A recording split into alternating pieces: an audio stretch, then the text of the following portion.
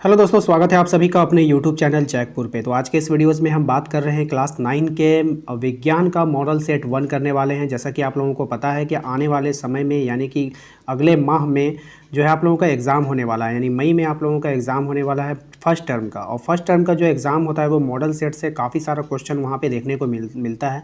तो model set जो है वो काफ़ी इंपॉर्टेंट होने वाला है। यदि आप लोगों ने इसको देख लिया तो एक बार रिवीजन के मकसद से एक बार फिर से देखिए, क्योंकि आज के इस मॉडल सेट में हम सभी क्वेश्चनों को याद करेंगे इसी मॉडल सेट में, ताकि आप लोगों को बार बार पढ़ने की आवश्यकता ना पड़े। तो वीडियो काफ़ी इंपॉर्टेंट है, शुरू से लेकर अंत तक बने रहना है। यदि आप हमारे चैनल पर पहली बार आएँ तो चैनल को सब्सक्राइब कर लीजिएगा, ठीक है। घंटी के बेल आइकन को दबा देना है अगली वीडियो के नोटिफिकेशन को पाने के लिए। और साथ ही साथ हमारे चैनल से जुड़ने के लिए और हमसे जुड़ने के लिए आपको व्हाट्सएप ग्रुप का अगर लिंक आपको चाहिए तो वो डिस्क्रिप्शन में मिल जाएगा। आप हमें मैसेज कर सकते हैं, यानी तो लिंक के द्वारा आप हमारे टेलीग्राम से भी जुड़ सकते हैं। तो डिस्क्रिप्शन को एक बार ज़रूर चेक कर लीजिएगा। चलिए स्टार्ट करते हैं। अब देखते हैं हम लोग क्या है। देखिए, सबसे पहला सवाल इसमें सबसे पहला सवाल आपसे पूछा जा रहा है कि निम्न में से कौन सदिश नहीं है।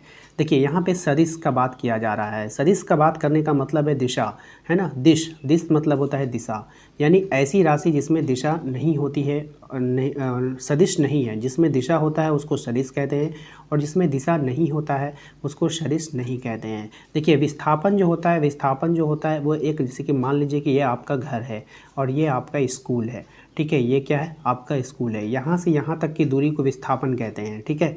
अगर आप ऐसे जाइएगा, ठीक है, तो ये विस्थापन होती है। इसमें जो है आपका दिशा नहीं होता, इसमें जो है आपका एक निश्चित दिशा होता है। क्या होता है? निश्चित दिशा होता है। त्वरण भी होती है। अगर कोई चीज़ हम लोग आसमान से नीचे गिरा रहे हैं तो वो त्वरण गति से नीचे आती है, ये भी एक दिशा है, ठीक है। वेग में भी क्या होता है? एक दिशा होती है। लेकिन दूरी में दिशा होती है? नहीं होती है। क्यों नहीं होती है इसको समझते हैं। देखिए, दूरी में दिशा इसलिए नहीं होगी। मान लीजिए यहाँ पे आपका घर है, ये आपका हाउस है, ये आपका स्कूल है, ठीक है। अब आपको स्कूल जाना है। अगर आपने यहाँ से यहाँ गए, दूरी गए, फिर ऐसे चले, फिर एक गली आया, फिर रोड आया, फिर गली आया, फिर इस तरह से आपने स्कूल पहुँच गया।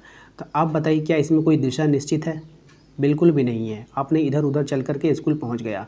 लेकिन आप जब हवाई जहाज़ से यात्रा करेंगे तो क्या ये हवाई जहाज़ इधर से चलेगा? नहीं चलेगा, वो सीधा यहाँ से यहाँ जाएगा। तो इसे ही विस्थापन कहते हैं। तो विस्थापन में एक दिशा होता है, लेकिन दूरी में कोई भी दिशा नहीं होती है निश्चित, ठीक है। तो इसलिए यहाँ पे आपसे पूछा गया निम्न में से कौन सदिश नहीं है, तो वो जो है आपका दूरी सदिश नहीं होगा, ठीक है। अगला सवाल है हमारा, वेग में परिवर्तन की दर को क्या कहते हैं? तो वेग में जो परिवर्तन की दर को हम लोग त्वरण कहते हैं। वेग में परिवर्तन,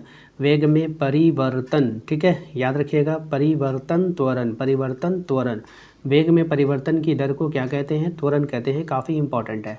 नेक्स्ट है हमारा, चाल और वेग का मात्रक क्या है? चाल और वेग, है ना। चाल और वेग का मात्रक होता है हमारा मीटर पर सेकेंड। यानी कि आपसे वहाँ पे ये दोनों नहीं पूछेगा, याद रखिएगा। आपसे एग्ज़ाम में दोनों नहीं पूछेगा। आपसे सिर्फ चाल पूछ सकता है या फिर वेग पूछ सकता है। तो दोनों का आंसर में आपको क्या देना है? मीटर पर सेकेंड, ऑप्शन नंबर ए।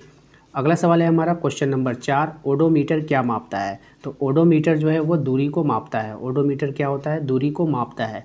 आप मोटरसाइकिल वगैरह में देखते होंगे 2 मीटर रहता है, एक चाल को बताता है, एक दूरी को बताता है। इसलिए वहाँ पे देखिएगा अधिकतर 2 मीटर आपको वहाँ पे दिखेगा। नेक्स्ट है हमारा, 20 किलोमीटर प्रति आवर को 20 मीटर प्रति सेकंड को किलोमीटर में बदलना है। तो 20 को, यानी कि 20 को जो है अब किलोमीटर, तो मीटर, यहाँ पे ध्यान दीजिएगा, मीटर पर सेकंड को किलोमीटर में बदलने के लिए हम लोग क्या करते हैं? 18/5 से भाग दे देते हैं। 18/5 से क्या करेंगे? भाग दे देंगे। तो 5 चौके 20, और इसको जब आप गुना कीजिएगा तो 18 चौके 72। तो आंसर आ गया आपका 72 किलोमीटर पर आवर। यहीं पर अगर आपसे पूछ लिया जाता है कि किलोमीटर को मीटर पर सेकंड में यदि चेंज करेंगे तो 5/18 हो जाएगा, ठीक है। किलोमीटर को मीटर पर सेकंड में चेंज करने के लिए 5/18 हो जाएगा, ठीक है ना। तो यहाँ पे कुल मिलाकर जो खेला है वो किसका है ये समझ लेते हैं। यहाँ पर जो बातें हैं वो है कि 5/18 की। किसकी बातें हैं? 5/18 की। अगर आपको मीटर प्रति सेकंड में चेंज करने बोलेगा, यानी कि देखिए यहाँ पे बोल रहा है किलोमीटर पर आवर में, तो किलोमीटर पर आवर बड़ा होता है ना, ये राशि क्या है? बड़ी है। अब मीटर पर सेकंड क्या है? छोटी है। तो अगर आपको मीटर पर सेकंड में चेंज करने के लिए कहेगा, मीटर पर सेकंड में चेंज कीजिए, तो 5/18 से गुना कीजिएगा। 5/18 से ऊपर छोटा मान रहेगा क्योंकि ये छोटा है। अगर आपको किलोमीटर पर आवर में चेंज करने बोलेगा तो 18 ऊपर चला जाएगा क्योंकि किलोमीटर बड़ा है, और 5 नीचे आ जाएगा। तो उसी प्रकार से यहाँ पर आपको क्या कहा था, किलोमीटर में बदलने के लिए, तो हम क्या करेंगे, 20 को गुना कर देंगे 18/5 से। 5 से ये कट गया 4 बार में, और 18 चौक कितना हो जाएगा, 72 हो जाएगा। तो 72 किलोमीटर इसका आंसर हो जाएगा। उम्मीद करते हैं कि आपको समझ में आ गया होगा। समझ में आ गया तो जल्दी से लाइक कर दीजिए अगर आपने अभी तक लाइक नहीं किया है तो। एक कार की चाल 15 मीटर की दूरी तय करने में 18 किलोमीटर प्रति घंटा से 36 किलोमीटर प्रति घंटा हो जाती है। कार का त्वरित कीजिए। तो इसका सही जवाब हो जाएगा ऑप्शन नंबर ए। और इसका न्यूमेरिकल में नेक्स्ट वीडियो में न्यूमेरिकल का वीडियो लेकर आऊँगा, तो उसमें आप लोगों का सभी न्यूमेरिकल को बनाकर दिखाऊँगा। यहाँ पर बनाऊँगा तो काफ़ी ज़्यादा समय वेस्ट होगा, ठीक है। बल का एसआई मात्रक क्या है, तो बल का जो एसआई मात्रक है वो होता है हमारा न्यूटन होता है। याद रखेंगे, बल का एसआई मात्रक क्या होगा, न्यूटन होगा। इसको हम लोग एन के द्वारा प्रदर्शित भी किया जाता है, ठीक है। तो अगर वहाँ पे न्यूटन लिखा रहेगा तो ठीक है, अगर एन लिखा रहेगा तो आप लोग एन वाले को आंसर करेंगे। नेक्स्ट हमारा 1 न्यूटन किसके बराबर होता है, तो 1 न्यूटन जो होता है वो किसके बराबर होता है आपको बताना है, तो 1 किलोग्राम मीटर पर सेकेंड के बराबर होता है। अगला सवाल है हमारा, 3 पिंड ABC है, द्रव्यमान उसका इतना है, इनका जड़त्व सबसे कम किसका होगा, तो जिसका वजन सबसे कम होगा उसका जड़त्व सबसे कम होगा, तो ऑप्शन नंबर बी का, ठीक है। नेक्स्ट है 1 kg द्रव्यमान पर 1 न्यूटन बल लगने पर उत्पन्न त्वरण का मान ज्ञात करना है। तो इसका सही जवाब हो जाएगा 1 मीटर पर सेकेंड स्क्वायर। नेक्स्ट है हमारा, न्यूटन गति के पहले नियम से क्या मिलता है, तो न्यूटन गति का जो पहला नियम है उससे हम लोगों को जड़त्व की परिभाषा मिलता है, ठीक है। अगला सवाल है हमारा, न्यूटन गति के कौन से नियम से बल मापने का सूत्र मिलता है, तो न्यूटन गति के कौन से नियम से बल के नियम, तो दूसरे नियम से। किस नियम से, दूसरे नियम से मिलता है। जी का मान क्या होगा, तो देखिए यहाँ पे 2 जी है, एक होता है छोटा जी, एक होता है बड़ा जी। तो यहाँ पे किसका मान पूछ रहा है, छोटी जी का, यानी कि आपको मान पूछ रहा है, ठीक है। तो छोटी जी का जो मान होता है वो होता है 9.8 मीटर पर सेकेंड स्क्वायर, इसको याद रखना है। अगला है हमारा, 60 kg द्रव्यमान के किसी मनुष्य का चंद्रमा पर भार कितना होगा, तो 60 kg द्रव्यमान पे किसी मनुष्य पे चंद्रमा का भार जो हो जाएगा वो 100 न्यूटन के बराबर होगा, ठीक है। नेक्स्ट है हमारा, अगला सवाल है हमारा कि शरबत बनाते समय पानी में चीनी मिलाने पर चीनी पानी में मिल जाता है, यह पदार्थ के कणों के किस गुण के कारण होता है, तो ये पदार्थ के जो है बीच रिक्त स्थान होने के कारण होता है, ठीक है। चीनी घुल जाता है तो कहाँ चला जाता है, घुल करके, तो पदार्थ में जो रिक्त स्थान होता है वहाँ चला जाता है, ठीक है। नेक्स्ट है हमारा, निम्नलिखित में से कौन सा पदार्थ का उदाहरण है, तो विचार, शीत, शीतल पेय। पदार्थ क्या होता है, जो जगह छेकता है, तो ये हो जाएगा हमारा शीतल पेय, ठीक है।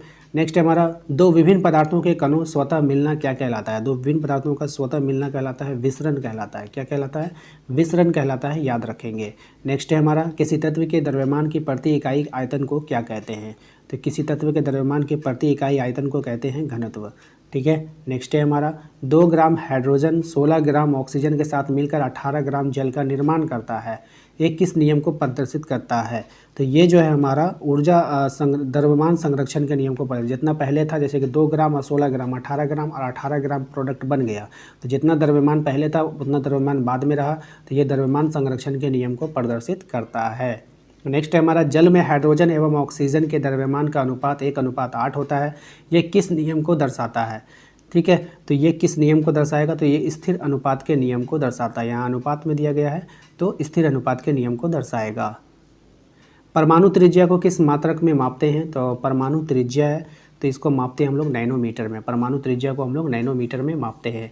अगला सवाल है हमारा, परमाणु द्रव्यमान के किस इकाई में मापते हैं, तो परमाणु द्रव्यमान को हम लोग यू में मापते हैं, ठीक है। नेक्स्ट है, किस पदार्थ को सूक्ष्मतम कण जो स्वतंत्र रूप में रह सकता है क्या कहलाता है, तो किसी पदार्थ का सूक्ष्मतम कण जो स्वतंत्र रूप में रह सकता है उसे हम लोग परमाणु कहते हैं। नेक्स्ट है हमारा, जल की परमाणुकता कितनी होती है, तो जल की जो परमाणुकता होती है वो होती है 3। जल की परमाणुकता कितनी होती है, 3 होती है।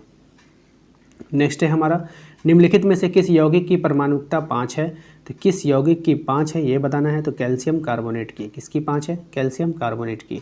कैल्शियम हाइड्रोक्साइड सूत्र आपको लिखना है। देखिए कैल्शियम हाइड्रोक्साइड है तो ये हो जाएगा आपका CaOH2। अब यहाँ पे हाइड्रोक्साइड यानी कि H यानी हाइड्रोजन का वर्ड इस्तेमाल कहीं पर नहीं हो रहा है, इसमें भी नहीं है H, इसमें भी नहीं है, इसमें भी नहीं है, तो यही वाला आंसर हो जाएगा। नेक्स्ट है हमारा, नाइट्रिक अम्ल का आणविक द्रव्यमान ज्ञात करना है, तो नाइट्रिक अम्ल का जो आणविक द्रव्यमान होगा वो 63 हो जाएगा। अगला सवाल है कोशिका की खोज किसने किया था, काफ़ी फेमस क्वेश्चन है, तो रॉबर्ट हुक ने किया था। ऑप्शन नंबर ए इसका बिल्कुल सही जवाब है। अगला सवाल है हमारा निम्नलिखित में से कौन जीव एक कोशिकीय जीव है, तो निम्नलिखित में से कौन सा जीव जो है वो एक कोशिकीय है, तो ये हो जाएगा हमारा पैरामीशियम। ठीक है। अगला है हमारा पादप कोशिका के सबसे बाहरी परत को क्या कहते हैं, तो कोशिका भित्ति कहते हैं। ऑप्शन नंबर बी इसका बिल्कुल सही जवाब होगा।